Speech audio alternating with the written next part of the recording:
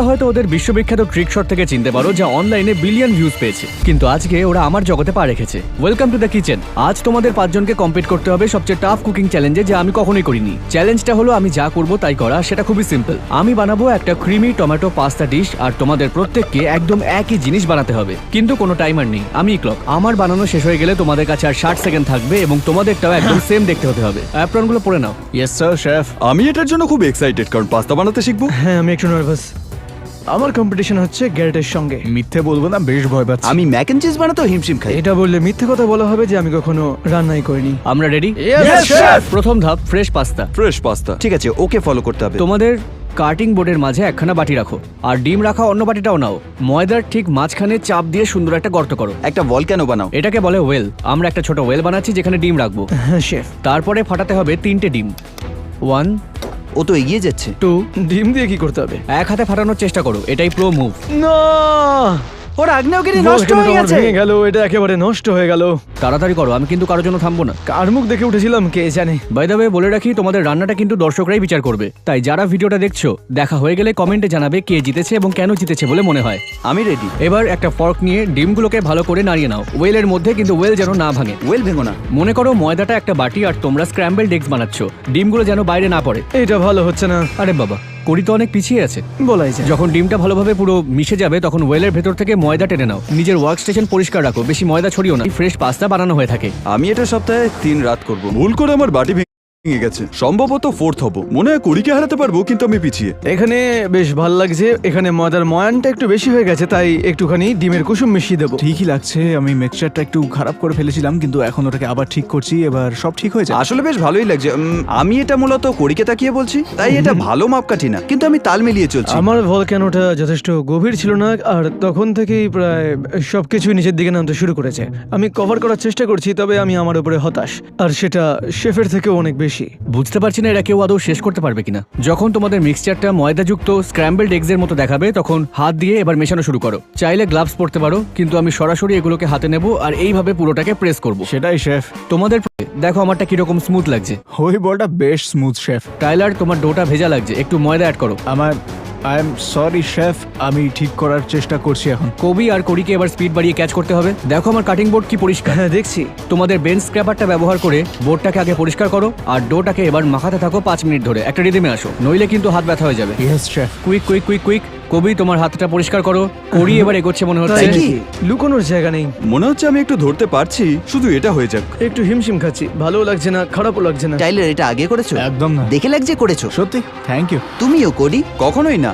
না, ও বলেছিল ডেট নাইটে বানিয়েছে। ও বানিয়েছে সে কলেজের মিথ্যে সময় বলছে ও। ওটা পিৎজা ডো ছিল, সেম কনসেপ্ট। কার ওয়ার্ক স্টেশন এখন সব থেকে বেশি নোংরা? সম্ভবত আমার। হয়তো আমারটা। আমারটা বেশ নোংরা, কিন্তু পরিষ্কার করতে পারি। পরিষ্কার তো করতেই হবে।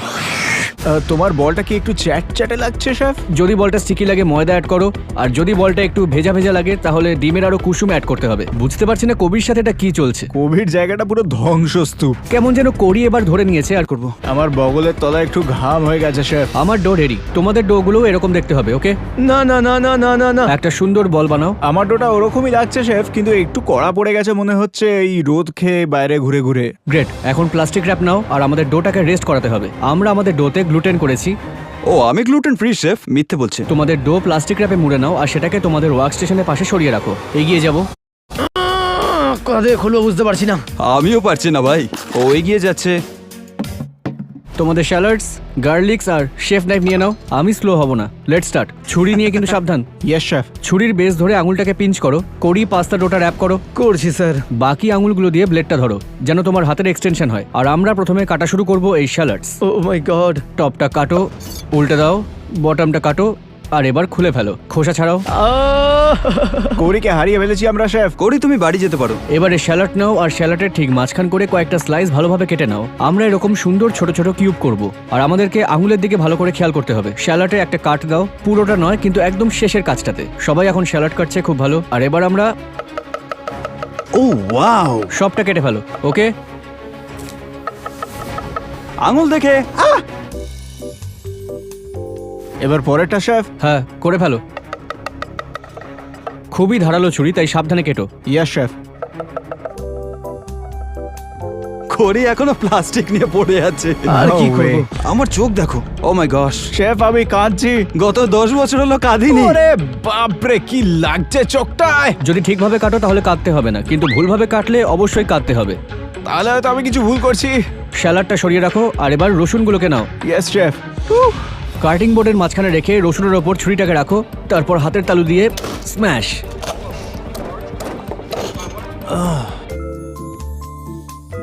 এরপরে ভেতর থেকে 1-2 কোয়া বের করে নাও। আমি পেয়ে গেছি। আবার সেম করো, রসুনের কোয়ার ওপর ছুরি রাখো, স্ম্যাশ। এবার খুলে খোসা ছাড়াও। কে ঘামছে? ঘামের চেয়ে বেশি কাঁদছি, কিন্তু হ্যাঁ শরীর থেকে জল বয়েই যাচ্ছে। ও আমাকে আবার বসতে হবে। আমার কান্না পাচ্ছে না, কিন্তু আমি বিরক্ত। শেফ আমি এখনো র্যাপে রয়েছি। এখনো প্লাস্টিক র্যাপে আছো? হ্যাঁ শেফ। ও এখনো প্লাস্টিক রেপেই আছে। No way! অন্য কারো একটা প্লাস্টিক র্যাপ না? আমি চেষ্টা করলাম শেফ, কিন্তু সবগুলোই খারাপ হয়ে গেছে। ওকে, র্যাপ করো না। আর অব্দি চলে গেছো শেফ? আমরা একদমই 6-এর পরে যাব না। ও শেফ, তুমি তো বললে এক এক করে বাড়াতে এটাকে। আমি কখনোই বলিনি 7 বা 8 যেতে। শেফ এটা একটা রেস। তোমাদের সবার পাস্তা শিটগুলো আমাকে দেখাও। পাস্তা শিটগুলো দেখতে হবে ঠিক এই রকমের। আমারটা দারুণ লাগছে শেফ। আমার তো অতটা চ্যাপটা হয়নি। এবার কি এটা কি স্কার্ফের মতো পরে নিতে হবে নাকি? আমি এটাকে আর একবার রোল করছি, তারপর আমরা এটাকে আসল স্প্যাগেটিতে রূপান্তর করব। চলো এটাকে আমরা স্কিপ করছি। পাস্তার সাথে খুবই জেন্টলি আচরণ করো, এটা যেন ভেঙে না যায় আর হবে একদম পারফেক্ট, স্মুথ আর বিউটিফুল। মিক্সার অফ, অ্যাটাচমেন্ট বন্ধ করে দাও, আর এটাকে দরকার নেই। আমি কিছু করিনি, এটা এমনি এমনি হয়ে গেছে। আমি এবার এটা নিয়ে নিলাম। এটা বড় মুহূর্ত। সাবধানে দেখো কিভাবে আমি পাস্তাটা দিচ্ছি। ওয়াও, ওটা স্যাটিসফাইং। এটা স্প্যাগেটির মতো করে কাটবে, ওকে? ওটা গর্জিয়াস। এটা করার সময় খুব ভালো করে এটা ফুললি কোটেড থাকে। বলে রাখছি, যদি ভালো করে ময়দা না দাও তাহলে কিন্তু এটা একদম লেগে যাবে। ওহো, এটাই তো স্প্যাগেটি। এই জন্যই আমি গেম খেলছি শেফ। আনফরচুনেটলি আমারটা ফিট হবে না। কিছুক্ষণ পর পর মিক্সার বন্ধ করো আর স্প্যাগেটির কিছু অংশ নিয়ে ময়দার মধ্যে ঘষে নাও, তারপর এটা ছোট ছোট ভাগে কেটে নাও। পাস্তা কতটা লম্বা করতে চাও সেই অনুযায়ী তোমাদের বোর্ডে রোল করো, অ্যাটাচমেন্ট খুলে ফেলো। তোমাদের পাস্তা বানানো শেষ হয়ে গিয়ে থাকলে অভিনন্দন। No way.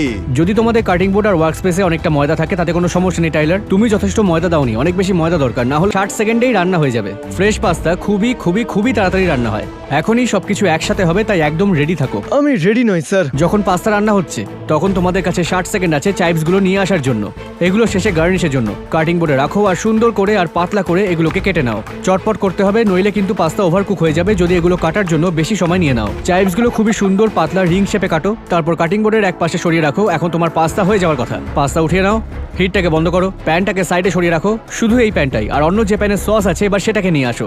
এটাকে আবার আমাদের গরম করতে হবে। সসের মধ্যে কিছু পাস্তা ওয়াটার দিয়ে দাও, এতে সসটা আরো ভালো হবে আর যতটুকু দরকার ততটা পাতলা করা যাবে, আর সাথে এক্সট্রা ফ্লেভারও আসবে। ও দারুণ। হাই হিট দাও, সস মিক্স করো। আমরা প্রায় সস যেন পুরোপুরি সিজনড হয়। আমি একটু রেড পেপার ফ্লেক্স দেবো হালকা একটুখানি ঝাল দেওয়ার জন্য। কোনো সমস্যা নয়, সমস্যা হচ্ছে? কোনো সমস্যা নয়। সেটব্যাকস পেয়ে গেছি।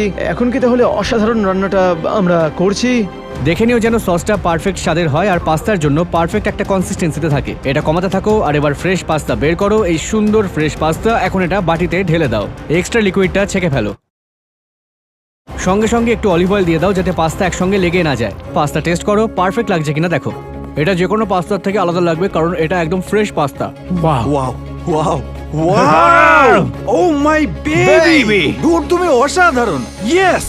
তোমাদের সসে আরেকটু চিজ দিয়ে দাও, এটা শেষবারের মতো আর একটু ঘন করতে সাহায্য করবে। অনেক চিজ বলে কিছু হয় না, অনেক চিজ বলে কিছু হয় জানি না। যখন মনে হবে সস পারফেক্ট হয়েছে তখন ওটা পাস্তার উপরে এইভাবে ঢেলে দাও। ও এটার জন্য তো $100 চার্জ করব। ফাইনাল স্টেপে হিটটাকে অন রাখো হাই করে, আর সসের একটু অংশ প্যানে রেখে দাও। অলিভ অয়েল প্যানে দিয়ে দাও। ওকে। যখন তেলটা গরম হয়ে যাবে আর সিজল করবে তখন চিংড়িগুলো আবার প্যানে দিয়ে দাও। তুমি চিংড়ি দিয়ে দিয়েছো? চিংড়ি দেবো? হ্যাঁ চিংড়ি দিতে হবে এতে। যখন সিজলিং হবে সেটা বুঝতে পারছি না। তোমার পাস্তা মনে হয় একটু ওয়েট হয়ে গেছে তাই এগুলো লেগে গেছে। আপনি ঠিক বলছেন শেফ। আশা করি টেস্ট ঠিক আছে। আশা করছি ঠিক আছে। এবারে টাইলারের ডিশ। তোমার পাস্তা একটু কম হয়েছে, আর একটু বেশি থাকা উচিত ছিল। এখন আমার ডায়েট চলছে শেফ। দয়া করে আমায় ক্ষমা করে দিন শেফ। যদি তুমি দ্বিগুণ পরিমাণ পাস্তা রাখতে তাহলে অনেকটাই পারফেক্ট হতো। ও বিশাল বড় ভুল। এরপরে কোডির ডিশ। চিংড়িগুলোকে পাস্তার পাশে হেলিয়ে রাখতে হতো, আর চাইপসগুলো আর একটু ছোট করে কাটলে ভালো লাগতো, কিন্তু এটাও ভালোই লাগছে বেশ। মনে হচ্ছে দম বন্ধ হয়ে যাবে। আর সবার শেষে কোরি। 3টের বদলে 4টে চিংড়ি দিয়েছো, আর তোমার সসটা খুবই গাঢ় হয়েছে, কিন্তু পাস্তাটা খুব ভালোভাবে টুইস্ট করেছো, তাই এটা দেখতে ভালোই লাগছে। Thank you thank you. দারুণ করেছো ভাই। যারা এই ভিডিওটা দেখলে তারা নিচে কমেন্ট সেকশনে যাও আর কমেন্টে জানাও যে কে জিতেছে।